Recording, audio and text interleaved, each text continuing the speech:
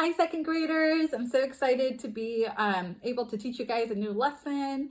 And go ahead and start with opening your math book to page 535. Now remember, this is a video, so you are able to pause it or rewind it if you need to watch something again, okay? So this lesson is make picture graphs. All right, here we go. So we have our table, or our chart as they call it in your math book. This is our favorite lunch food. And so the options that we have are sandwich. Wait, read them with me. Come on. Sandwich, pizza. Are you really reading? Yeah. I can hear you. I can hear you if you're not reading. Okay. Pizza, hot dog, soup. Okay. Now, here is the thing, okay? Do you guys see this key down here? This key tells us that each food equals 1 vote, okay? How many votes does each food represent? 1, yes, and that's gonna be very important, okay? So the directions on the bottom say to ask 5 classmates to pick their favorite lunch food, draw a picture in the chart to show each person's choice. You don't have 5 people. Maybe some of you have 5 people. If you have 5 people, go ahead and ask them. Go ahead and pause the video and ask them. If you don't have 5 people, just go ahead and watch me. All right, so favorite lunch food. So if I asked 5 people and there's 4 options, I mean, I guess, I don't know, we'll see. Sandwich, it depends on what kind of sandwich, okay? It really does, because, I mean, a tuna sandwich, yeah, those are okay. But peanut butter and Nutella sandwiches, if you haven't tried one of those, you need to. They're Camila's favorite right now. So if this is a peanut butter and Nutella sandwich, you can even add like banana slices to it. So good. Okay, anyways, sandwich, let's say 1 person likes a sandwich. Pizza, okay, come on. Everybody likes pizza. So pizza, let's say 3 people. And let's say 1 person likes hot dog, but it has to be the hot dogs from Red Front, right? Did you know that you could add cheese to the hot dogs at Red Front? If you didn't know, try it. It's good. Okay, and soup. No one likes soup. I mean, maybe some of you do, but we'll just say 0.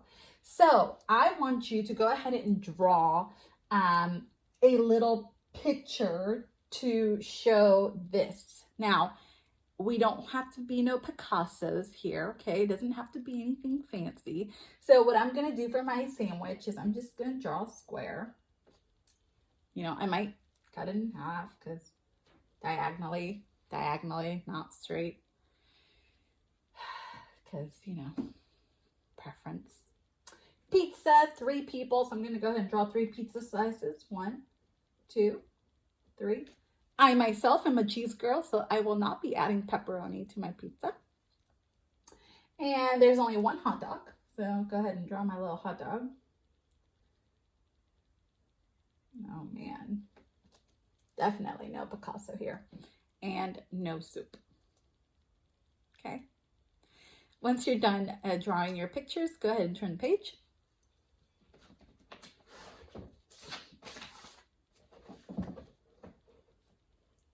Okay, so now we are on see and show. You show data with a picture graph, and we know that from the last lesson, data is just another word for information. So the pictures are a symbol for the data. So here we are, favorite marble color. So we have to look at the key. We always have to look at the key first so we know what we have to draw and to make sure that our data is correct, okay? So the key says that each marble is equal to 1 vote, okay? So for each marble, that means 1 person, okay? So blue marbles, you guys kind of see the circles outlined. Just go ahead and trace those circles. So for blue, there was 1, 2, 3. And for the red marbles, go ahead and trace those and we'll see how many those had. 1, 2, 3. Okay, so what this graph tells me is that when asked what their favorite marble color was and they had blue and red as an option, 3 people liked blue and 3 people liked red. Okay. Now we are down to basically what would be guided practice. So it says use the tally chart to make a picture graph. Oh, cool. Okay, so we did tally charts for the last lesson, right? So here we have the favorite shoes. Okay, and so let's go ahead and read the shoe types together. Tennis shoes, flip-flops, and boots. Okay, so let's go ahead and start with tennis shoes. Let's start with one at a time. So tennis shoes.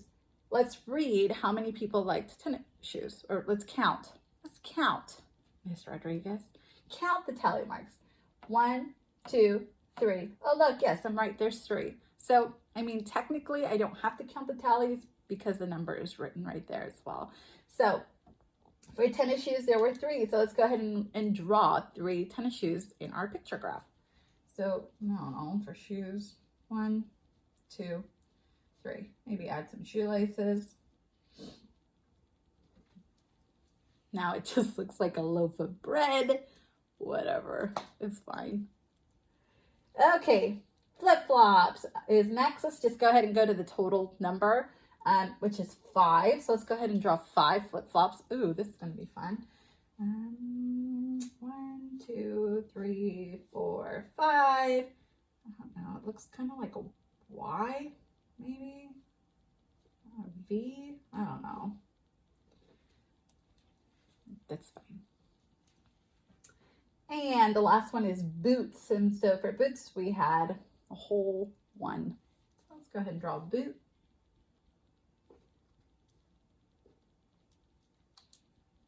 Okay. Oh my goodness. And look, I forgot to read my key first. That would have been a good idea.